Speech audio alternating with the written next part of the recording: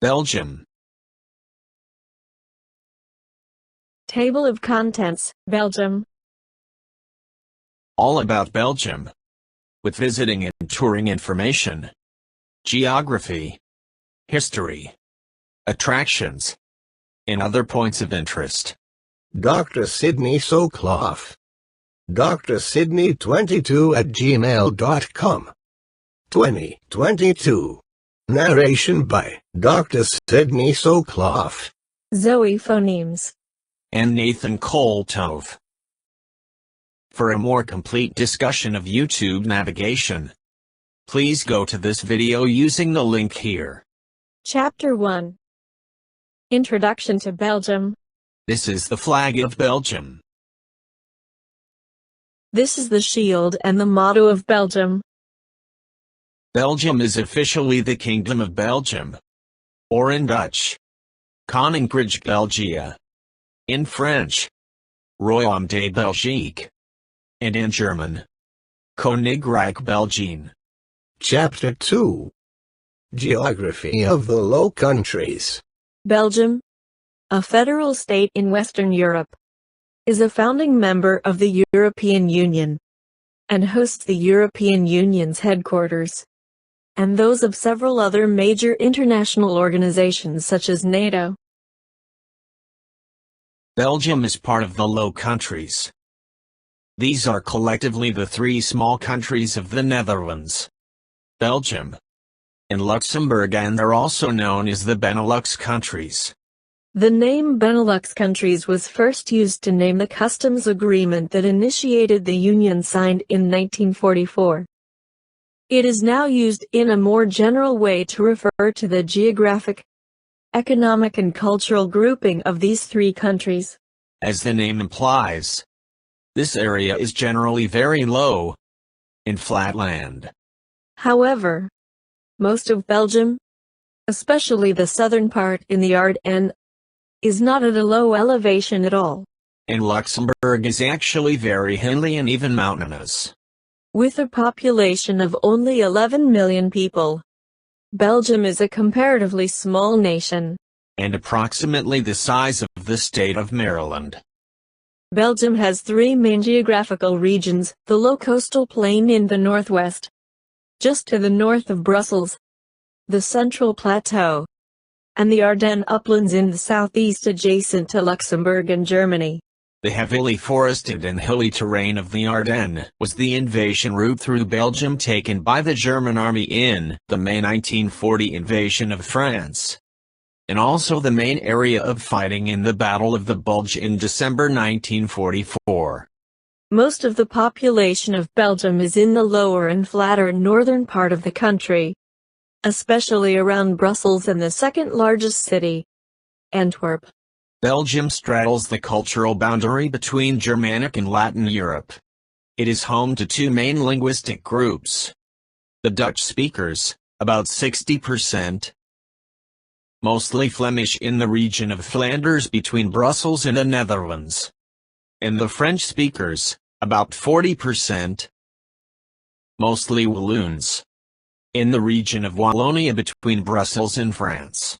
There is also a small group of German speakers in the eastern part of Belgium near Germany. Belgium's two largest regions are thus the Dutch-speaking region of Flanders in the north and the French-speaking southern region of Wallonia. The Brussels capital region, officially bilingual, is a mostly French-speaking enclave within the Flemish region. Belgium's linguistic diversity and related political conflicts are reflected in the political history and a complex system of government. Here are the principal cities of Belgium. Brussels in the capital region with 1 million. Antwerp and Flanders with 500,000 population. Ghent in Flanders with 230,000. Charleroi in the Walloon region with 200,000. Liège in the Walloon region at 183,000. And Brugge in Flanders with 117,000. Chapter 3. History of Belgium. Now, a very brief history of Belgium. Around 100 BC, Celtic tribes called the Belgi by the Romans settled in what is now the region in and around Belgium. In 57 BC, the Belgi were defeated by Julius Caesar's forces at the Battle of the Sambre River. Julius Caesar was very impressed by the Belgi and said, "Of all the Gauls, the Belgi are the bravest." Here is Gaul, the region conquered by the Romans west of the Rhine. Belgium occupies part of the Roman province of Gallia Belgica. In the period 200 to 400 AD, the Franks from the east settle in the same region. After the fall of the Roman Empire, in 496, King Clovis, of the Franks, establishes a kingdom that includes Belgium, and introduces Christianity in the year 768. The Carolingian family begins to rule over the Frankish kingdom. In the year 800, Charlemagne is the new king of the Frankish kingdom and makes Belgium its center. In 843 AD, the three grandsons of Charlemagne divided the kingdom among themselves after his death. The region that was to become Belgium was ruled by Lothair I, and called the Kingdom of Lothair, or Lotharingia. Lotharingia extended from the North Sea to the Mediterranean. Then in the next century, the region of present-day Belgium and the Netherlands became the Duchy of Lower Lorraine. In 1477, Belgium becomes part of the Habsburg Empire after the marriage of Habsburg Emperor Maximilian I to Mary of Burgundy. In 1506, Habsburg Emperor Charles V inherited Belgium. The Low Countries became part of the vast Habsburg Empire under the rule of Spain. In 1555, Philip II, son of Charles V, and King of Spain, became ruler of the Low Countries. In 1566, Philip persecutes Protestants in the Low Countries, resulting in rebellion. William I, Prince of Orange, leads the locals against the Spanish forces. In 1566, Philip quells the rebels by sending the Spanish army under the Duke of Alba. The conflicts with Spain ended with the Treaty of Munster in 1648. Spain formally recognized the independence of the Dutch Republic, but the region of present-day Belgium remained under Spanish control. While the northern part of the Low Countries, now the Netherlands, gained its independence in the following decades, the southern part, known as the Spanish Netherlands, remained under Spanish control until 1713, when it was transferred to Austria. In the early 1790s, the Austrians are driven out from the region by the French, and in 1795 Belgium becomes part of France. French control of the Low Countries ended after the defeat of Napoleon at Waterloo in 1815. From 1815 to 1830, Belgium, Luxembourg and the Netherlands were united as the United Kingdom of the Netherlands. This did not last long. However, in the Belgian Revolution of 1830, the southern provinces seceded from the United Kingdom of the Netherlands and established an independent Kingdom of Belgium. In 1831 a new constitution was adopted, and Leopold I became king. Chapter 3. A. The Belgian Congo. King Leopold II sent explorers to Africa in 1865, and a colony was established. The Congo Free State is established in 1885 as a private colony of King Leopold II. The colony supplied ivory, rubber and other important goods to Belgium, while Africans are treated cruelly by the agents of the king. Leopold developed a military dictatorship over a country that was 76 times the size of Belgium. In 1908 the Congo becomes the Belgian Congo after the U.S. forces the king to relinquish control of his private colony to the Parliament of Belgium. The Belgian Congo became independent in 1960. Albert I became the new King of Belgium in 1909. Chapter 3b. Belgium in the World Wars. At the beginning of World War I, in August 1914, Belgium was invaded by Germany, and by November 1914, all of Belgium was under German rule.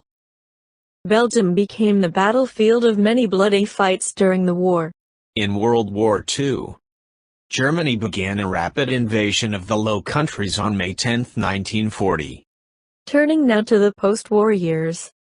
In 1945, Belgium became a co-founder of the United Nations. In 1949, Belgium joined the North Atlantic Treaty Organization, or NATO.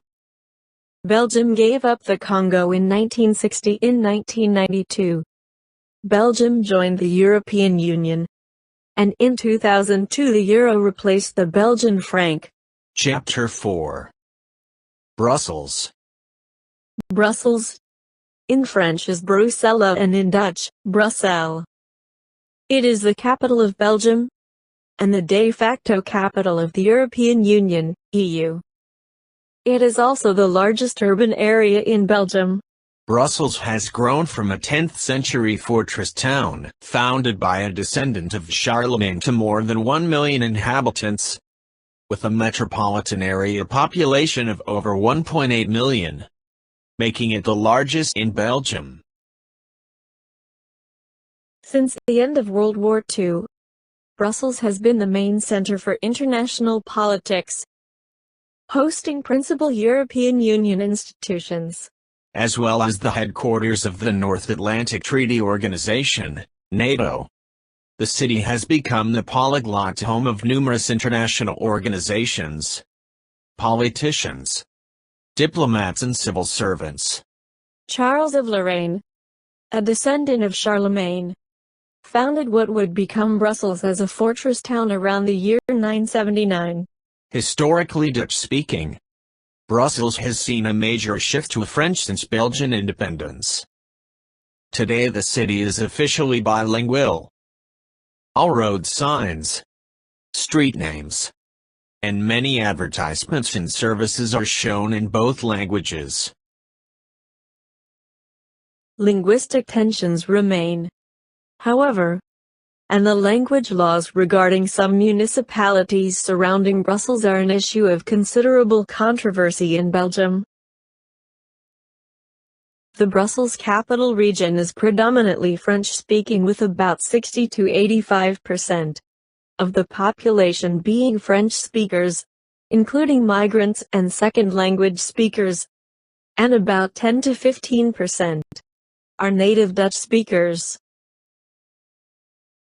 Brussels serves as the capital of the European Union, hosting the major political institutions of the Union. The European Union has not declared a capital formally, though the Treaty of Amsterdam formally gives Brussels the seat of the European Commission, which is the executive and government branch, and the Council of the European Union, a legislative institution made up of representatives of member states. The formal seat of the European Parliament is in the French city of Strasbourg, but meetings of political groups and committee groups are in Brussels. Chapter 5. Brussels Points of Interest. Now we will look at points of interest in Brussels. Brussels is on the Meuse River. Here is a map showing various points of interest in Brussels. Chapter 6. Grand Place. The Grand Place, or in Dutch, Grote Markt, is the central square of Brussels. This is the area around the Grand Place. The Grand Place is surrounded by guild halls, the city's town hall, and the bread house, in French, Maison du Roi, and in Dutch, Broodhuis. The square is the most important tourist destination and most memorable landmark in Brussels, and is a UNESCO World Heritage Site. The Brussels City Hall was built on the south side of the Grand Place in stages between 1401 and 1455, and made the Grand Place the seat of municipal power.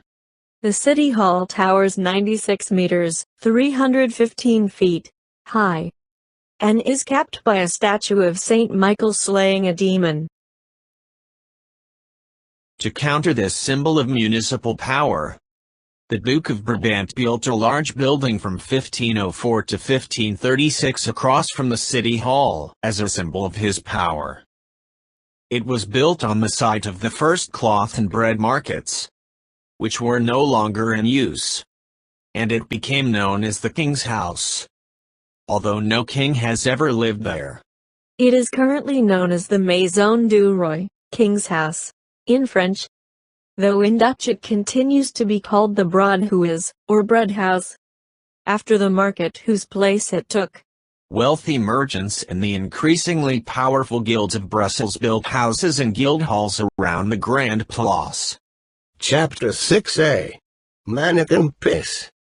A short walk from the Grand Place stands the 17th-century bronze statue of a small boy called Manneken Pis. It is Brussels' official mascot and a famous Brussels landmark. Manneken Pis is also known in French as Le Petit Julien. The statue is dressed in costume several times each week, according to a published schedule posted on the railings around the fountain. His wardrobe consists of several hundred different costumes, many of which may be viewed in a permanent exhibition inside the City Museum, located in the Grand Place, opposite the Town Hall. Here is a postage stamp commemorating the Manneken Pis. And a beer. Blanche de Bruxelles. There are several legends about the origins of this statue. Legend number 1, the most famous is the one about Duke Godfrey III of Leuven in 1142. The troops of the 2-year-old Duke Godfrey were battling against enemy troops. The troops put the infant Duke Godfrey in a basket and hung the basket in a tree to encourage them. From there, the boy urinated on the enemy troops, who eventually lost the battle. Legend number 2, in the 14th century, Brussels was under siege by a foreign power. The city had held its ground for some time, so the attackers placed explosive charges at the city walls.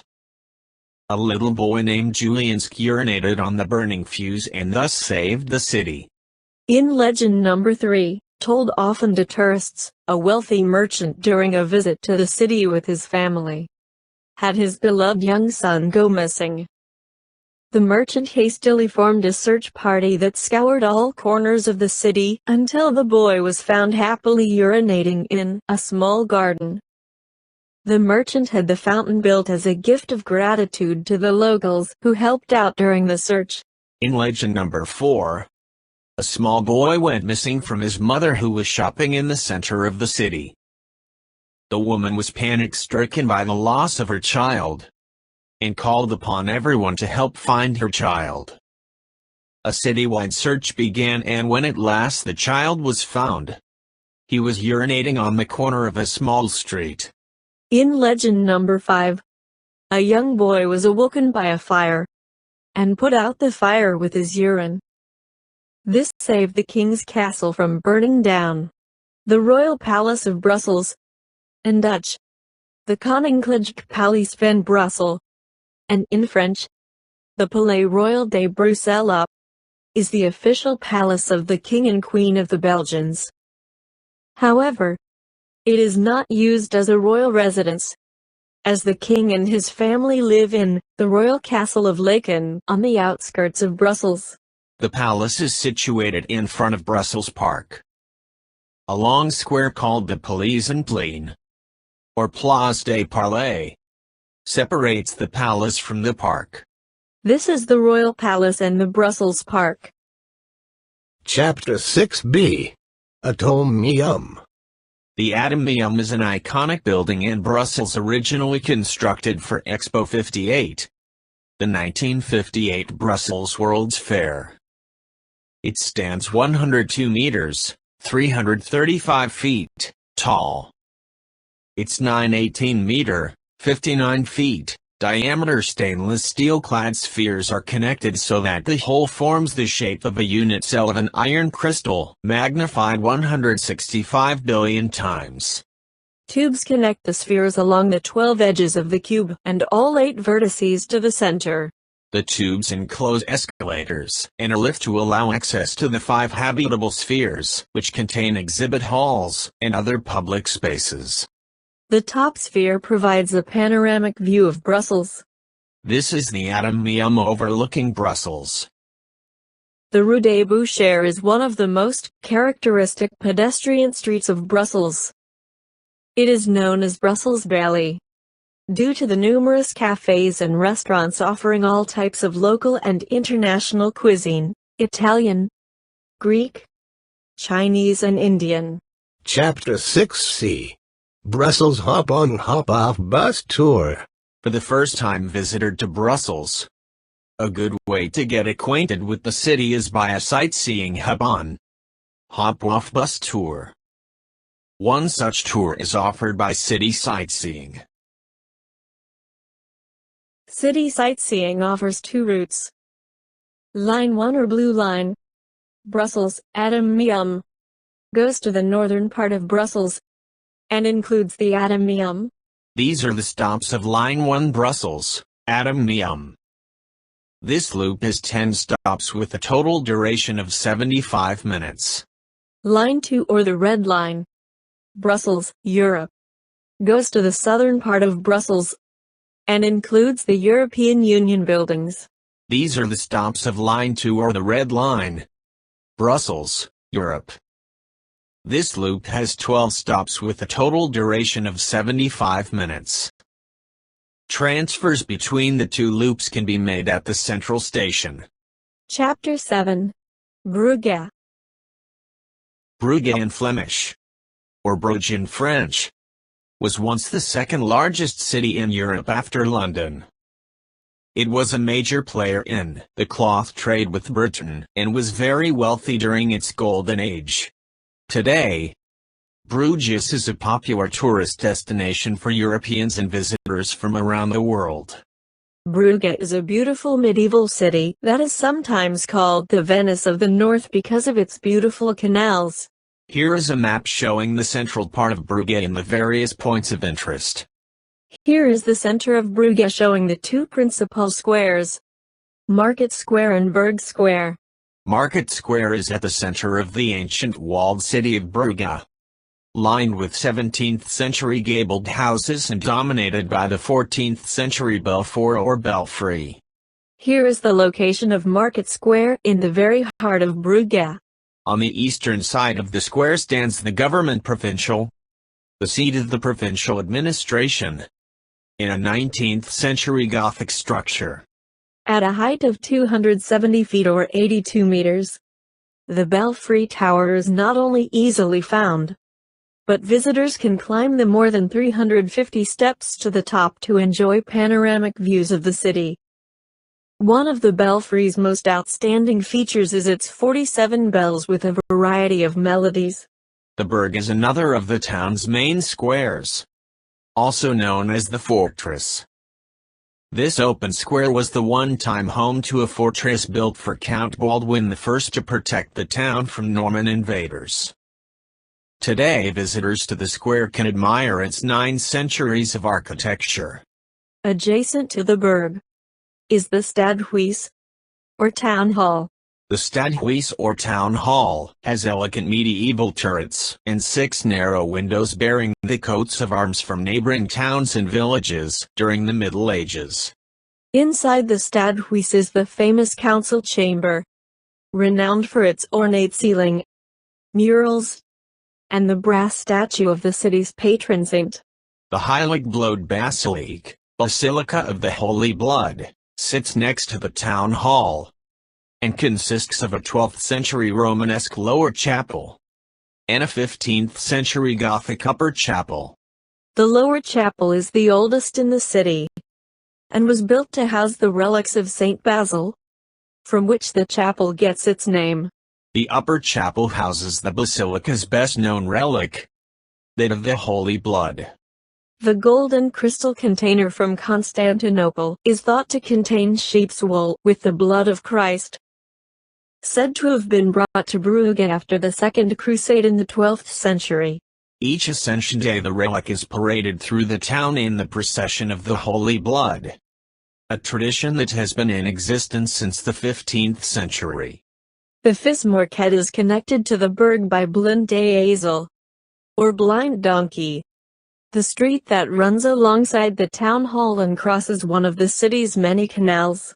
This small square is lined with a number of picturesque homes that make up the Hoedevettersplatz. Chapter 7a. The Canals of Brugge. The series of picturesque canals, stone bridges and quays of Brugge give the city its medieval charm. These canals can be explored both on foot and by boat and are just a few blocks from Market Square. There are several places where you can get a canal boat ride. The canal boat rides take about 1 hour and are a good way to experience Bruges. The boat rides are narrated in several languages, including English. The Rausenhoedkade is a scenic point favored by visiting painters and photographers. The Rausenhoedkade is very close to Market Square, and a place where the canal makes a sharp bend.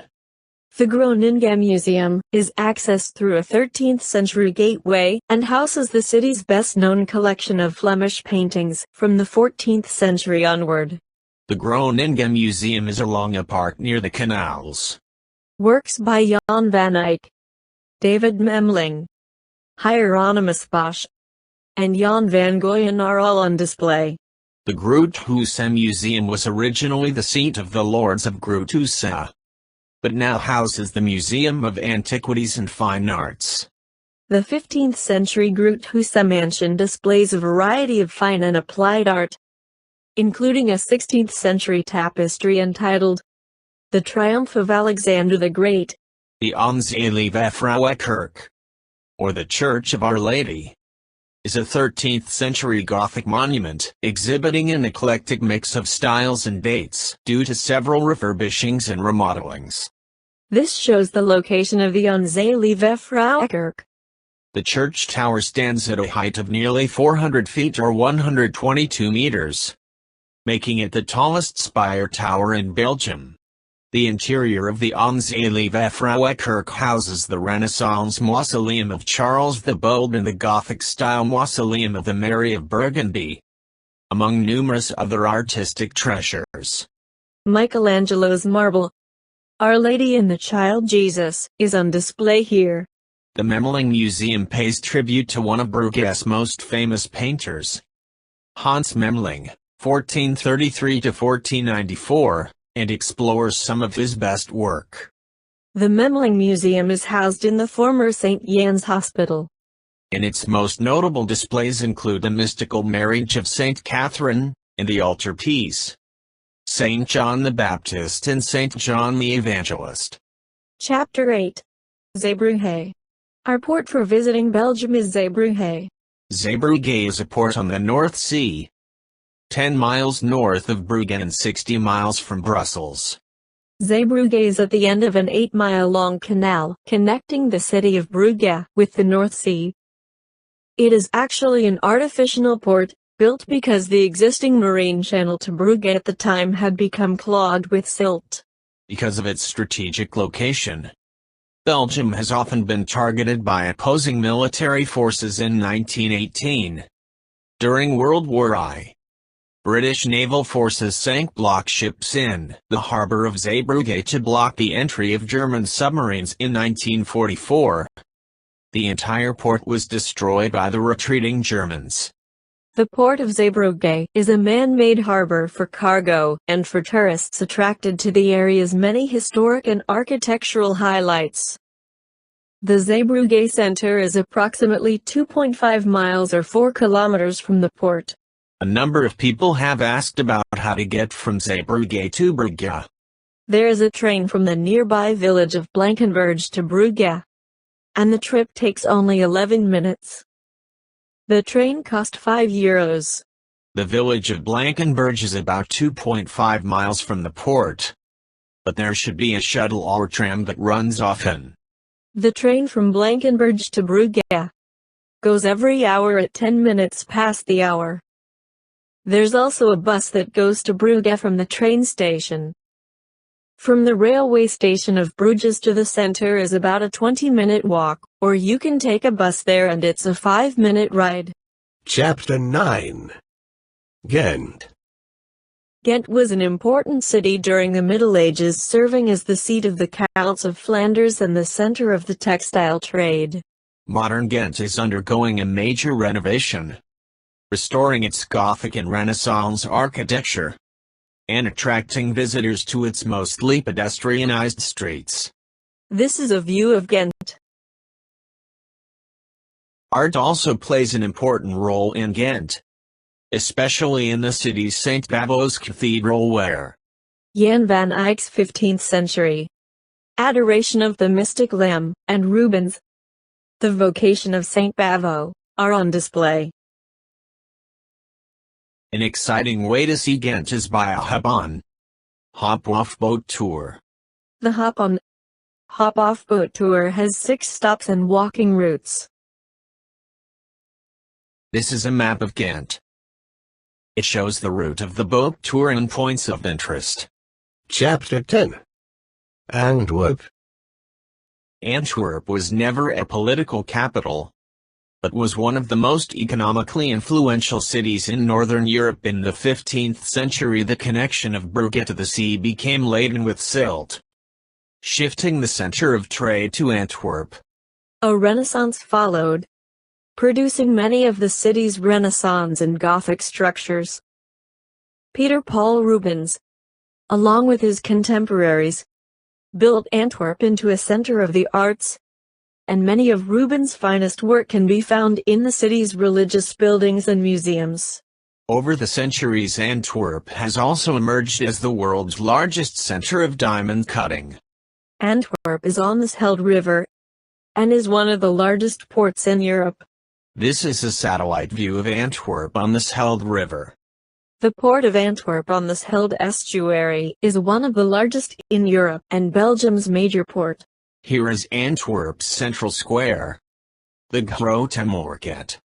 This shows the location of the Grote Markt and the cathedral. Here is a satellite view of the Grote Markt and the surrounding area.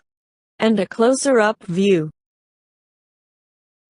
The Onze Lieve Vrouwe Kerk, or Our Lady's Cathedral, is the largest Gothic cathedral in Belgium, and a major landmark of Antwerp. The interior contains some of the world's greatest Rubens paintings, Elevation of the Cross, and The Descent from the Cross. The Groen Plaats is one of Antwerp's most prominent squares, located in the heart of the city's historic district. At the center of Groen Plaats is the statue of the famous Belgian painter, Peter Paul Rubens. Chapter 10a. Antwerp Bus Tour. For the first-time visitor to Antwerp, a good way to get acquainted with the city is by a sightseeing hop-on, hop-off bus tour. One such tour is the Antwerp Diamond Bus. This is a map of the tour route. A complete loop with 8 stops takes 1 hour. These are the 8 stops of the tour route. Chapter 11. Belgian food. Belgium has been called a nation of gourmands and gourmets, a country where big cuisine meets fine cuisine. It has been said that Belgium serves food of French quality in German quantities. Waffles are sometimes eaten as a street snack. Among the better-known styles are the Liège waffle, the Brussels waffle, and the stroopwafel. Vaderzui is a rich stew or soup of chicken, or sometimes fish, vegetables, cream and eggs, associated with Ghent. Belgium is known for its chocolate. Belgian chocolate is considered to be the gourmet standard by which all other chocolate confections are measured. Even the Swiss, known for their own high-quality chocolate, imported the basic recipe from French and Belgian chocolatiers in today's world of automation and mass production. Most Belgian chocolate is still made by hand, in shops using original equipment. Chocolatier Duman is known for the very best in Belgian chocolate. It is only a short distance from the Grote Market. For a comparatively small country, Belgium produces a very large number of beers in a range of different styles. In fact, it has more distinct types of beer per head than anywhere else in the world. Almost every style of beer has its own particular, uniquely shaped glass or other drinking vessel. Our Brussels sprouts from Brussels? Yes, in a way. Brussels sprouts, as we now know them, were grown possibly as early as the 13th century in what is now Belgium, in the area around Brussels. Chapter 12. Belgian Handicrafts. The intricate lace patterns in Belgium are unmatched in any other country. The lace trade rose during the early Renaissance. Emperor Charles V decreed that lace-making should be a compulsory skill for girls in convents throughout Flanders. Lace became fashionable on collars and cuffs for both sexes, and trade reached a peak in the 18th century. Lace makers are traditionally women. Hundreds of craftswomen still work in Brugge and Brussels, centers of bobbin lace, creating intricate work by hand. Belgian lace is bought today mainly as a souvenir. But despite the rise in machine-made lace from other countries, the quality here still remains as fine as it was in the Renaissance. Lace also has its place in museums.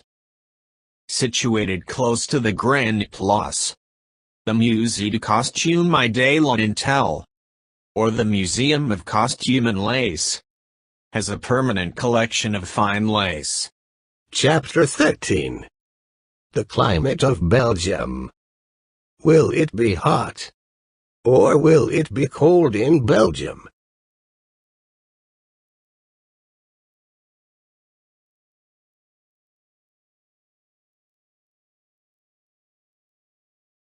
Here are the average high and low temperatures in degrees Fahrenheit throughout the year in Brussels.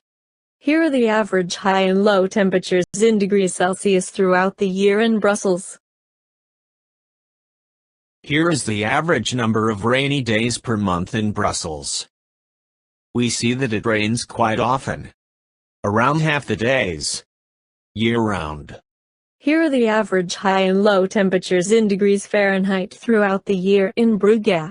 Here are the average high and low temperatures in degrees Celsius throughout the year in Brugge. Here is the average number of rainy days per month in Brugge. Chapter 14. Recommended videos, Belgium. 10 best things to do in Brussels. Recommended video. Do you want to know more about Belgium?